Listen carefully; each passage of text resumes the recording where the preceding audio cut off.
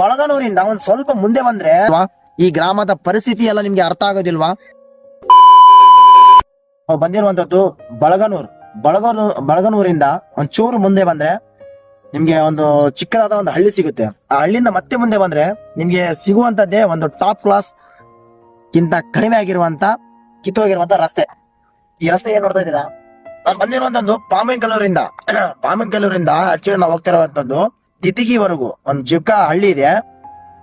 ಅಲ್ಲಿಂದ ನಾನು ಬಂದಿದ್ದೀನಿ. ಹತ್ತತ್ರ ಏನಿಲ್ಲ ಅಂತ ಹೇಳಿದ್ರೆ ಒಂದು 30 ಕಿಲೋಮೀಟರ್ ಹತ್ತತ್ರ ಬಂದಿರುವಂತದ್ದು. 25ರಿಂದ 30 ಕಿಲೋಮೀಟರ್ ಹತ್ತತ್ರ ಬಂದಿದ್ದೀನಿ. ಅಲ್ಲಿಂದ ಬರುವವರೆಗೂ ನಾನು ನೋಡ್ತಾ ಇದ್ದೀನಿ ಇದೇ ತರ ಇದೆ ರಸ್ತೆ. ಈ ರಸ್ತೆ ಯಾವ ತರ ನೋಡ್ತಾ ಇದ್ದೀರಾ? ಇದೇ ತರ ಇದೆ. ಇದು ಆಕ್ಚುಲಿ ನನ್ಗೆ ಗೊತ್ತಿರುವಂಗೆ ಇದು ಮಸ್ಕಿ ತಾಲೂಕಲ್ಲೇ ಬರಬಹುದು. ಇಲ್ಲಿ ಸಂಬಂಧಪಟ್ಟ ಅಧಿಕಾರಿಗಳು ಇದರ ಬಗ್ಗೆ ಯಾಕೆ ಗಮನ ಹರಿಸ್ತಲ್ಲ? ನಾನು ಬಂದಿರುವಂತದ್ದು ಪಾಮಿನ್ಕಲ್ಲೂರು ಇದೆ. ಆಕ್ಚುಲಿ ಅಲ್ಲಿಂದ ನೋಡ್ತಾ ಇದ್ದೀನಿ ರಸ್ತೆ ಇರುವಂತದ್ದು ಎಲ್ಲ ಕಚಡ ರಸ್ತೆನೆ. ಬಳಗನೂರಿಂದ ಒಂದ್ ಸ್ವಲ್ಪ ಮುಂದೆ ಬರುವಂತದ್ದು ಮೋಸ್ಟ್ಲಿ ದಿದಿಗಿ ಅಂತ ಒಂದು ಗ್ರಾಮ ಬರುತ್ತೆ. ಆ ಗ್ರಾಮಕ್ಕೆ ಹೋಗ್ತಾ ಇರುವಂತದ್ದು. ಅಲ್ಲಿ ಹೋಗ್ಬೇಕಂದ್ರೆ ನಿಮ್ಗೆ ಸಿಗುವಂತದ್ದೇ ಇದು ಕಿತ್ತೋಗಿರುವಂತ ರಸ್ತೆ.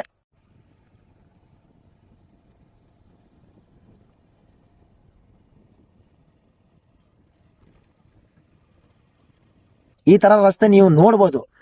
ಇಲ್ಲಿನ ಪರಿಸ್ಥಿತಿ, ಇಲ್ಲಿನ ಜನಗಳು, ನಮ್ಮ ಉತ್ತರ ಕರ್ನಾಟಕದ ಪರಿಸ್ಥಿತಿ ಯಾವ ತರ ಇದೆ ಅಂತ ನಾನು ಇವಾಗ ತೋರಿಸ್ತಾ ಇರುವಂತದ್ದು. ಯಾಕೆ ಈ ತರದ ನಿರ್ಲಕ್ಷ್ಯ ನಮ್ಮ ಉತ್ತರ ಕರ್ನಾಟಕದ ಬಗ್ಗೆ ಯಾಕೆ ಮಾಡ್ತಾ ಇದ್ದೀರಾ? ಇಲ್ಲಿರುವಂತ ನಮ್ಮ ಶಾಸಕರು ಇರ್ಬೋದು, ಎಲ್ಲಾ ಶಾಸಕರು ಯಾಕೆ ಈ ತರ ನಿಮ್ಗೆ ಈ ರಸ್ತೆಗಳು ನಿಮ್ಗೆ ಕಾಣಲ್ವಾ? ಈ ಗ್ರಾಮದ ಪರಿಸ್ಥಿತಿ ಎಲ್ಲ ನಿಮ್ಗೆ ಅರ್ಥ ಆಗೋದಿಲ್ವಾ? ದಯವಿಟ್ಟು ಯಾರ್ಯಾರು ಈ ವಿಡಿಯೋ ನೋಡ್ತಾ ಇದ್ದೀರಾ ಪ್ರತಿಯೊಬ್ಬರಿಗೂ ಶೇರ್ ಮಾಡಿ. ಯಾಕಂತ ಹೇಳಿದ್ರೆ ಈ ನೀವು ಮಾಡುವಂತ ಒಂದೊಂದು ಶೇರ್ ಕೂಡ ಇಲ್ಲಿರುವಂತ ಸಂಬಂಧಪಟ್ಟ ಅಧಿಕಾರಿಗಳಿಗೆ, ಸಂಬಂಧಪಟ್ಟ ಶಾಸಕರಿಗೆ ತಲುಪುವವರೆಗೆ ಈ ವಿಡಿಯೋನ ಶೇರ್ ಮಾಡಿ. ಆದಷ್ಟು ಬೇಗ ಇದರ ಬಗ್ಗೆ ಕ್ರಮ ಜರುಗಿಸಿ ಈ ರಸ್ತೆಯ ಕಾರ್ಯವನ್ನು ಪೂರ್ಣ ಮಾಡಬೇಕಾಗಿ ನನ್ನ ಒಂದು ವಿನಂತಿಯಾಗಿದೆ. ಸಿಗೋಣ ಇನ್ನೊಂದು ವಿಡಿಯೋದರ ಮುಖಾಂತರ.